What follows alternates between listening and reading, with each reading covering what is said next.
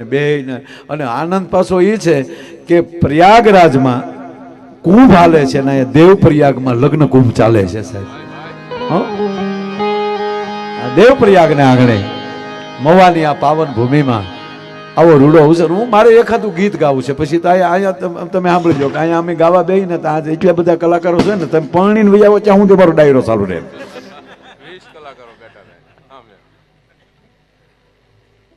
અને 20 પ્રકારના વામાલી વિજયદાનજી 20 પ્રકારના વામાલી પસાર થાવ ને ત્યારે વિવાહ થાય. હું એ જોઈને આવ્યો એમાંલી હું પસાર થઈને આવ્યો છું. 20 પ્રકારના વા એટલે 20 વા 20 પ્રકારના વામાલી બોલાવવા, તેડાવવા, વળાવવા, બેહાડવા, ખવડાવવા, પીવરાવવા, મનાવવા, રિહાવવા.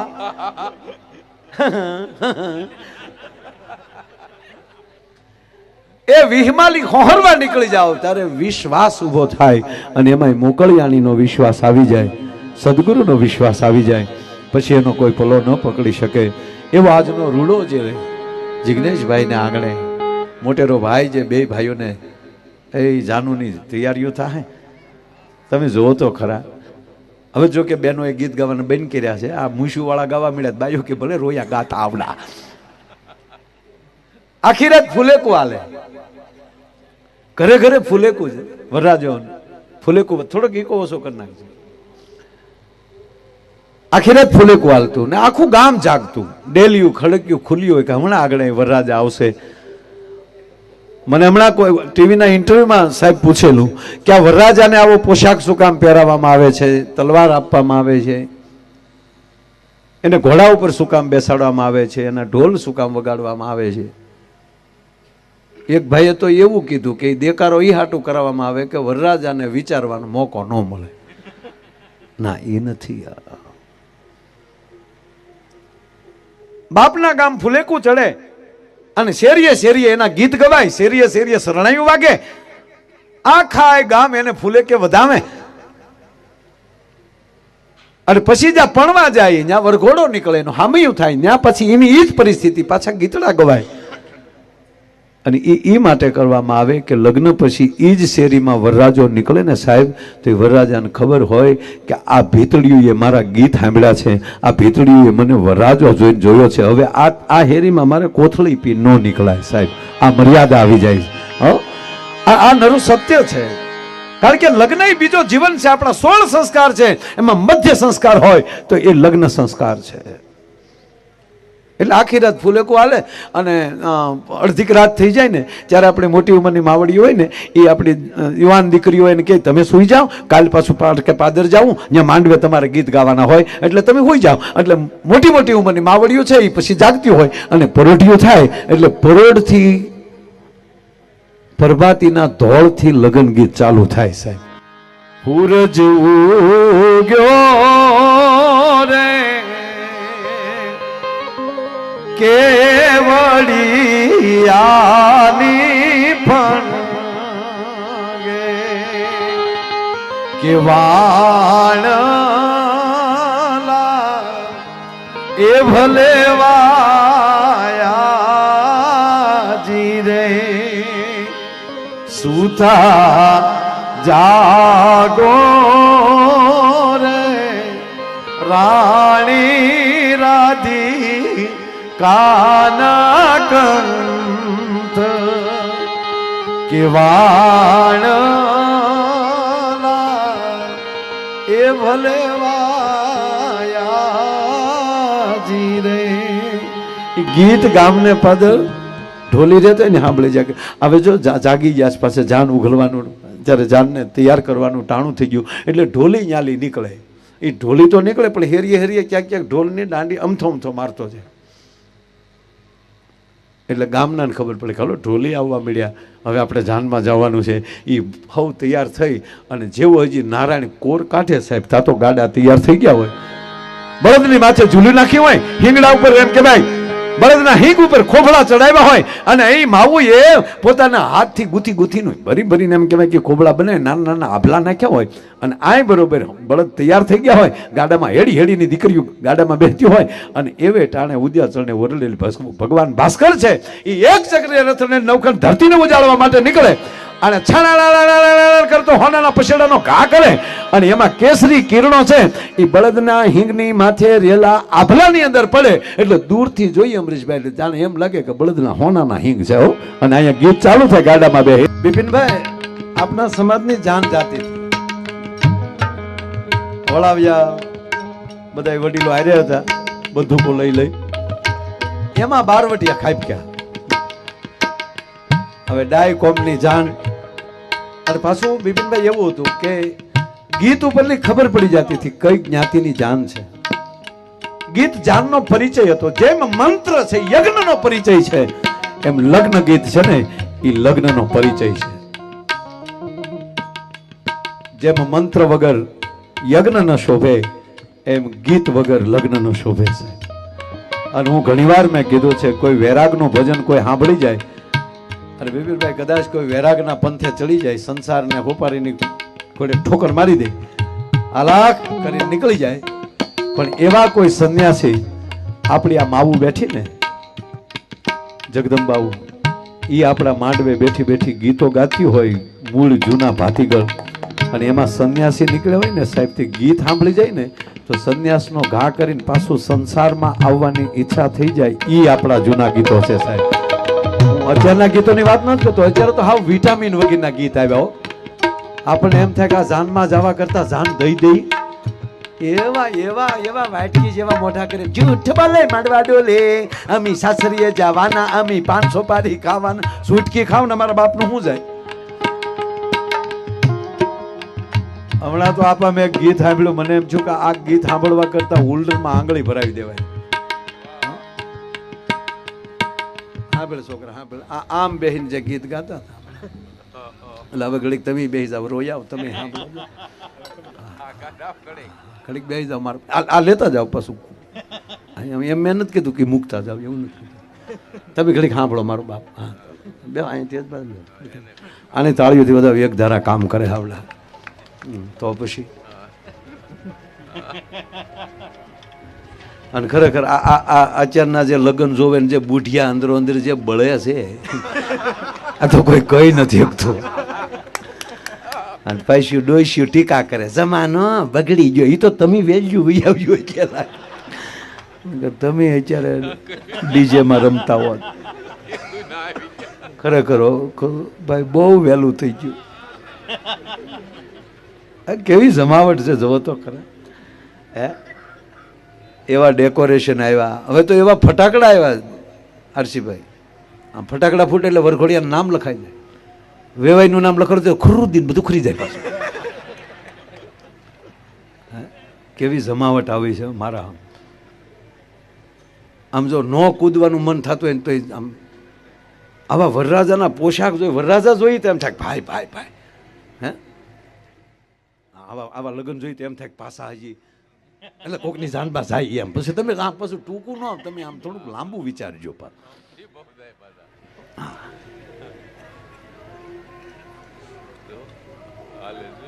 આમ ગીત વાગે સાંભળો કેવા વાગે આવો આવો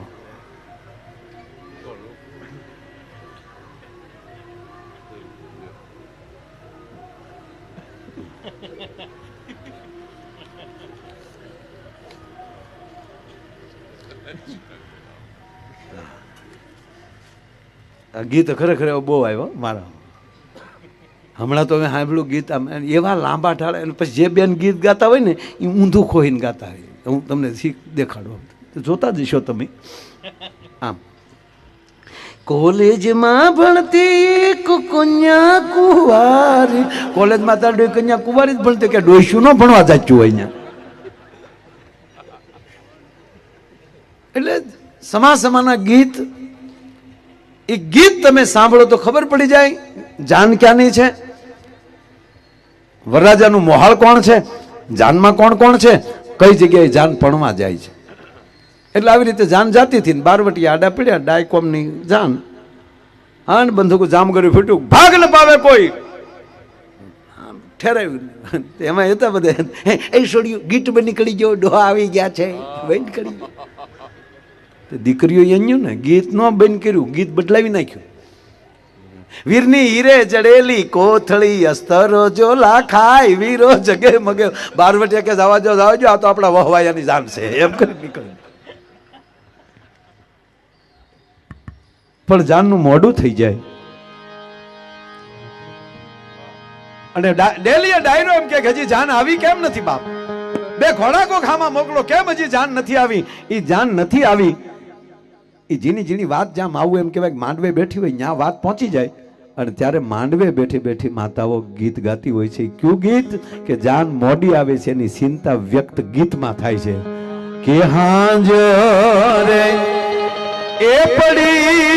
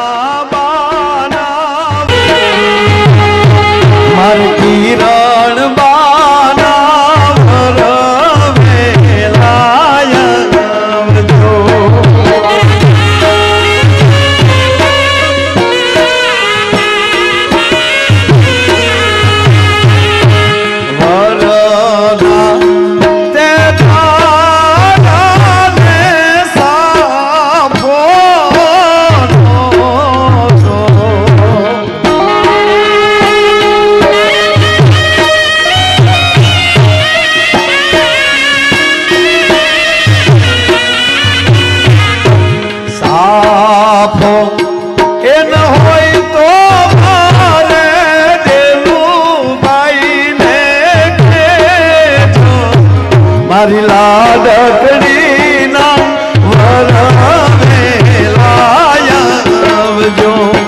મારી બેની બાના વરવેલાય હવે સાંભળજો દીકરી આ ગીત સાંભળી જાય દીકરી માટે બે પ્રસંગ એવા આવે છે આવી વાત આવે ત્યારે પણ એને ફડકો પડે છે કારણ કે એક આંખમાં બાપનો ઘર મૂકવાનું તો દુઃખ છે જ પણ બીજી આંખમાં ઊંડે ઊંડે બાપ પોતાના આમ તો વતન કહેશે ને એની વતન અગાઉ લખાઈ ગયું હોય દીકરાનો જન્મ થાય એટલે અમરીશભાઈ એની પાછળ જે પિતાની સરનેમ હોય એ જ લાગવાની હોય પણ દીકરીનો જન્મ થાય ને ત્યારે દીકરીના બાપને એ ન ખબર હોય કે હવે મારી દીકરીની પાછળ કઈ સરનેમ લાગશે એ તો એનું જ્યાં ઠેકાણું હોય ત્યાં જાતી હોય છે એટલે હજી કેમ જાન નહીં આવી હોય આ ચિંતા થાય પણ થોડોક આગળ વયો જાઓ જાન આવી જાય ત્યાં સુધી હજી બેનપણીઓ આરે હરતી ફરતી હોય હંતી બોલતી હોય પણ જેવું હામૈયાનો ઢોલ વાગે ને ઉતારેથી વરરાજા માંડવે આવવા માટે જ્યારે ઘોડે ચડે અને ઈ હામૈયાનો ઢોલ વાગે ને ત્યારે હળી કાઢીને દીકરી ગણે થાપનાય વહી જતી હોય અને આપણા પદ્મશ્રી કવિ દાદ બાપુ લખે છે એવા ઢોલો રે વાગ્યા ને હૈયા રે ધડુકિયા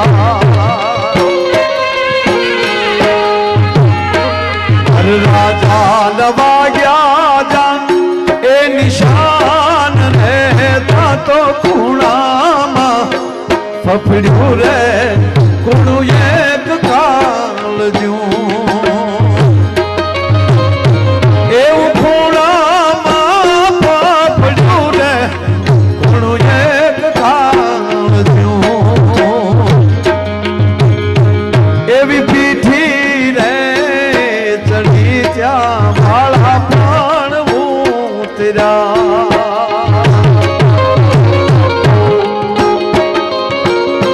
જ્યાં સુધી લગ્ન એમ ન થાય 18 વર્ષની હોય, 22 વર્ષની હોય કે 28 વર્ષની હોય, તો જ્યાં સુધી લગ્ન એને કાંડે મીઠોળ ન બંધાય ત્યાં સુધી ઈ બાપને ઘેરે તો દીકરી બાળક જ છે સાહેબ। એવી પીઠી રે ચડીને બાળા પણ ઉતર્યા, મીઠોળે બાંધ્યા બેનના હાથ રે ખૂણામાં ફફડ્યું રે કુણું એક થાળ એવી જ ઘટના અહીંયા પહેલા બને, હજી જાણ નથી આવી। મારા બાપને આબરૂ તો રહેશે ને। એ કુળદેવી મોકળિયાની, પછી કોઈ પણ કુળદેવી હોય, એ માં ચામુંડા, એ માં હોનલ, અમારો વરો તું પાર પાડજે, હે મોગલ અમારો વરો તું પાર પાડજે। અને બધાની નજર ત્યારે તો મર્યાદા ને આપણે એ દીકરી આયા માંડવામાં ગીત ગવાતા હોય, હાજ પડી ઝાલર વાગી હજી જાન નથી આવી। દીકરી છુપાતી છુપાતી બધાની નજર ચૂકવીને બાપની માઠ મેળી ઉપર ચડી જાય, અને જે દહેમાંથી જાન આવવાની હોય ને એ દહની આમ બારી અટખુબડી કરીને આમ નજર લંબાવતી હોય, ત્યાં એની બેનપણી આવી જાય, અને બેનપણી આવીને ત્યાં ચોટીઓ ભરે ત્યાં તો હરણી ચમકે એમ ચમકી જાય, પકડાઈ ગઈ પકડાઈ ગઈ, ત્યાં તો બે બેનપણીઓ બધ ભરી જાય। ના ના કાંઈ નહીં, નહીં તું જાનની રાહ જોશે। ના ના હું જાનની રાહ નથી જોતી। તો શેની રાહ જો છો કહી દે। હવે દીકરી કહે છે, શું કહે? હું જાનની રાહ નથી જોતી, હવે જાનનો સમય થઈ ગયો, પણ હજી મારો સુડલો લઈને મણિયારો નથી આવ્યો, એ મણિયારાની રાહ જોઉં છું। અને કયો મણિયારો? ઊંચી રે એ ચડું ને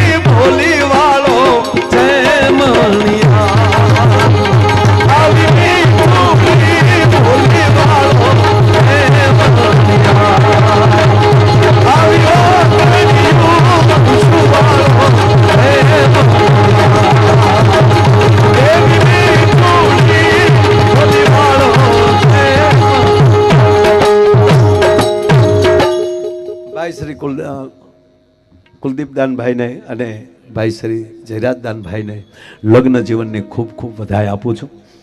હે ભગવતી, હે મોકળિયાણી, હે માં મોગલ, હે માં હોનબાઈ, અને બેયની જોડી તો અખંડ રાખજે।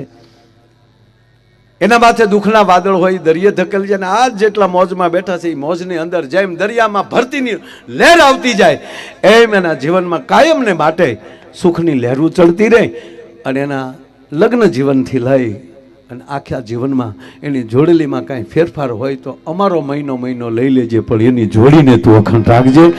એવી નિર્વાપાને આગળ આ લગ્ન જીવનની ખૂબ ખૂબ શુભકામના। અને મેં કીધું ને કે પ્રયાગરાજમાં કુંભ હાલે છે, તો આ દેવ પ્રયાગમાં આવો લગ્ન ઉત્સવ ચાલે છે। તો જિગ્નેશભાઈ, આપને પણ લાડકવાયા બે ભાઈઓને પરણાવો છો, આપને ખૂબ ખૂબ ખૂબ અભિનંદન। અને જેટલો તમને પોરો છે, આજ અમારા તમામ કલાકારોને, મિત્રોને, સાહેબા બધાને એવો પોરો છે કે અમારા જિગ્નેશભાઈના લાડકવાયા પરણે છે, એટલે અમે પણ તમતારે તમે કહો તો ડિસ્કો કરવાની અમારી તૈયારી છે, નાચવાની તૈયારી છે, એટલે અહીંયા થનગને છે મોરુબા નીથા નુંગાટ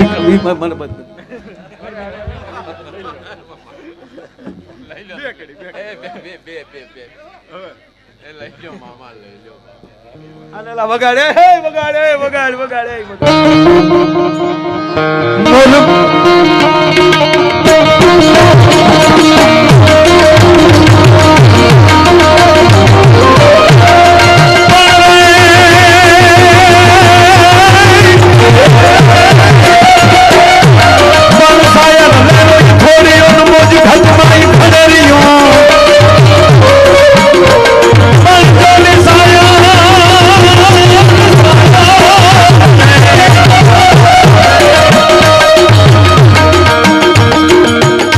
સાહેબ મારું એવું છે આમ ઘડી ખમીને જામીને જોઈએ એવું નહીં, બેઠા ભેગું જામી જવાનું. આપણે દહીં નથી, કોક મેળવણ નાખે ને જામીએ.